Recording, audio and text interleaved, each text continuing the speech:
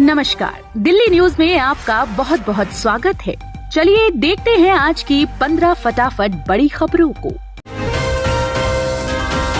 तमिलनाडु के CM MK Stalin की PM Modi को चेतावनी। केंद्रीय बजट से नाराज तमिलनाडु के मुख्यमंत्री एमके स्टालिन ने पीएम मोदी को चेतावनी दी है। उन्होंने एक्स पर लिखा, आपने कहा था कि अब हमें देश के बारे में सोचना है, लेकिन मंगलवार को पेश हुआ केंद्रीय बजट आपके शासन को बचाएगा, भारत को नहीं। मैं ये सलाह देने के लिए बाध्य हूं कि यदि आप अपनी राजनीतिक पसंद नापसंद के अनुसार सरकार चलाएंगे तो आप अलग थलग पड़ जाएंगे।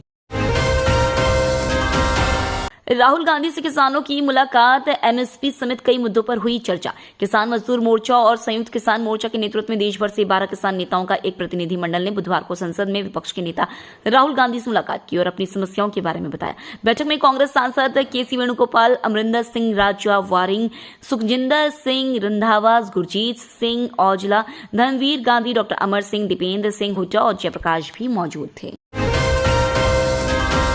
कविता की गिरफ्तारी को चुनौती देने वाली याचिका पर 31 जुलाई को होगी सुनवाई। दिल्ली हाई कोर्ट ने बुधवार को बीआरएस नेता के कविता की याचिका पर सुनवाई के लिए 31 जुलाई की तारीख तय की। इसमें दिल्ली आबकारी नीति मामले में सीबीआई द्वारा उनकी गिरफ्तारी और उन्हें सीबीआई हिरासत में भेजने के ट्रायल कोर्ट के आदेश को चुनौती दी गई है। दरअसल न्यायमूर्ति स्वर्णकांत शर्मा की पीठ ने दिल्ली हाई कोर्ट रोस्टर में बदलाव के कारण मामले को अपने बोझ से मुक्त कर दिया। न्यायमूर्ति स्वर्णकांत शर्मा की पीठ ने मामले को उचित पीठ के समक्ष 31 जुलाई के लिए तय किया। यूएपीए मामले में उमर खालिद की जमानत याचिका पर हाईकोर्ट ने पुलिस से मांगा जवाब।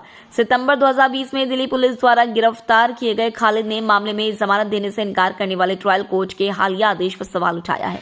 दिल्ली हाईकोर्ट ने फरवरी 2020 में नई दिल्ली में हुए दंगों के पीछे कथित बड़ी साजिश से जुड़े यूएपीए मामले में जवाहरलाल नेहरू विश्वविद्यालय के पूर्व छात्र उमर खालिद की जमानत याचिका पर पुलिस से जवाब मांगा है। जस्टिस सुरेश कुमार केत और जस्टिस गिरीश कटपालिया की पीठ सुनवाई 29 अगस्त तय की है। राष्ट्रपति व प्रधानमंत्री को आम पहुंचाने में क्यों हो रही है देरी, बनाया जा रहा है ये बहाना। साहिबाबाद फल व सब्जी मंडी की मंडी समिति द्वारा आम भेजने के लिए प्रधानमंत्री, राष्ट्रपति और केंद्रीय मंत्री सहित 216 लोगों की सूची प्राप्त हो गई है। इसके बाद भी आम भेजने में देरी की जा रही है। बहाना बनाया जा रहा है कि वर्षा की वजह से बाग में आम तोड़ने में परेशानी हो रही है। अब तक आम मंडी में पहुंच जाने चाहिए थे। लखनऊ नवाबी शानो शौकत के साथ ही आम के लिए भी मशहूर है। वर्ष 2005 में तत्कालीन सरकार ने लखनऊ के आम को बढ़ावा देने के लिए काकुरी ब्रांड आम तैयार किया। बाद सहारनपुर बेल्ट का आम भी ब्रांडिंग के लिए चुना गया। निर्यात के लिए ब्रांड का प्रचार करने के मद्देनजर प्रधानमंत्री, राष्ट्रपति और केंद्रीय मंत्रियों को आम भेजा जाता है। दिल्ली सरकार ने कांवड़ यात्रा को लेकर की समीक्षा, कश्मीरी गेट पर बना सबसे बड़ा शिविर। आम आदमी पार्टी की मंत्री आतिशी ने बुधवार को तैयारियों का निरीक्षण करने के लिए दिल्ली के कांवड़ यात्रा शिविरों का दौरा किया। तैयारियों के बारे में आतिशी ने कहा कि दिल्ली में कश्मीरी गेट पर सबसे बड़े शिविर आयोजित किए गए और शिविरों में कम से कम 2000 कांवड़िए रह सकते हैं। उन्होंने आगे कहा कि चूंकि बारिश की अधिक संभावना है, इसलिए बेड और टेबल के साथ वाटरप्रूफ टेंट की व्यवस्था की गई है। सबसे बड़ा कांवड़ शिविर दिल्ली के कश्मीरी गेट पर आयोजित किया गया है। 185 शिविरों में कम से कम 10,000 लोग आसानी से रह सकते हैं। 3,538 करोड़ से दिल्ली गाजियाबाद मेरठ आरआरटीएस कॉरिडोर को मिलेगी रफ्तार। केंद्रीय बजट में रैपिड रीजनल ट्रांजिट सिस्टम के लिए 3,538 करोड़ रुपए का आवंटन किया गया है। हालांकि दिल्ली मेट्रो रेल कॉर्पोरेशन को अलग से फंड नहीं मिला है। यह रकम national capital region transport corporation को दी जाएगी, जो आरआरटीएस प्रोजेक्ट पर काम कर रही है।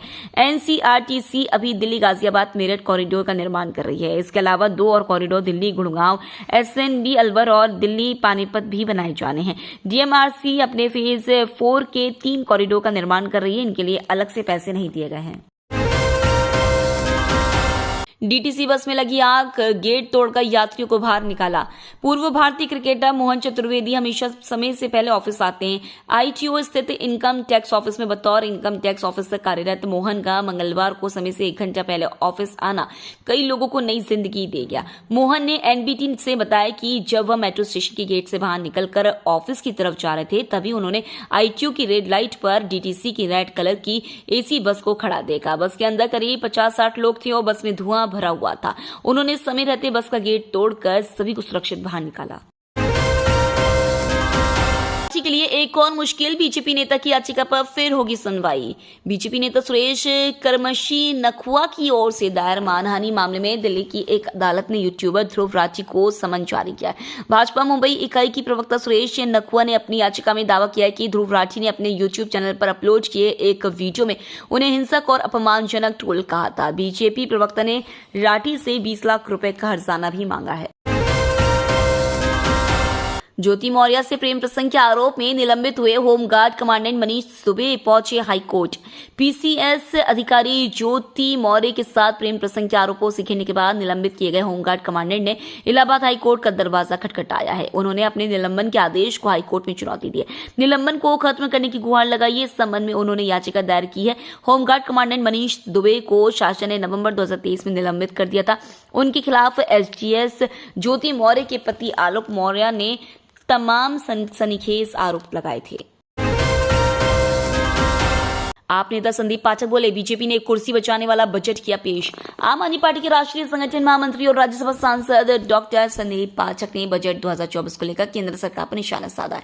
वहीं उन्होंने दिल्ली में हुई इंडिया गठबंधन की बैठक में उठाए गए मुद्दों पर भी जानकारी दी। संदीप पाठक ने कहा कि इस बार का बजट बेहद निराशाजनक रहा है। इस बजट में सरकार ने न तो रोजगार पर ध्यान दिया है और न ही युवाओं और किसानों के लिए कुछ किया है। केंद्र सरकार ने इस बजट में दिल्ली और पंजाब के साथ सौतेला व्यवहार किया है। इस साल रेलवे के लिए 2,62,000 करोड़ रुपए हुए आवंटित। केंद्रीय रेल मंत्री अश्विनी वैष्णव ने बताया कि पीएम मोदी ने इस वर्ष रेलवे के लिए 2,62,200 करोड़ रुपए आवंटित किए हैं। ये बहुत महत्वपूर्ण है क्योंकि पिछले 10 वर्षों में रेलवे का विकास पिछले 60 वर्षों से बहुत ज्यादा हुआ है।